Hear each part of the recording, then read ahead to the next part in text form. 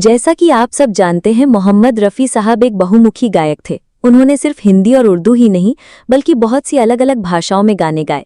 आप यकीन नहीं करेंगे, उन्होंने कुछ रेर भाषाओं में भी गाया, जैसे कोकनी, कालजान तान मोकलो पूरा मिस दिलो, भोजपुरी, सोनवा के पिंजरा में बंद भइल हायरा, पंजाबी, पर्शियन यानी फारसी, जुल्फे परेशान तो दर दर्द सबबूत और कई और। लेकिन दोस्तों, सबसे हैरानी की बात यह है कि रफ़ी साहब ने इंग्लिश में भी गाने गाए। जी हाँ, इंग्लिश में, वो भी एक पूरा एल्बम।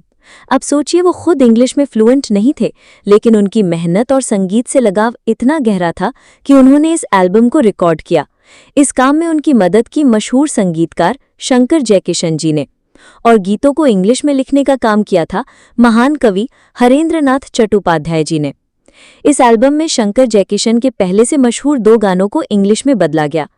पहला गाना था बहारों फूल बरसाओ, बहारों फूल बरसाओ, दूसरा था हम काले हैं तो क्या हुआ दिल वाले हैं। हम काले हैं तो क्या हुआ दिल वाले हैं। इन दोनों गानों का इंग्लिश ट्रांसलेशन किया गया और रफ़ी साहब ने इन्हें फिर से गाया, तो बहारों फूल बरसाओ बन गया और हम काले हैं तो क्या हुआ दिल वाले हैं बन गया। अब आप सोच सकते हैं कि रफ़ी साहब की आवाज़ में ये इंग्लिश गाने सुनना कैसा अनुभव रहा होगा।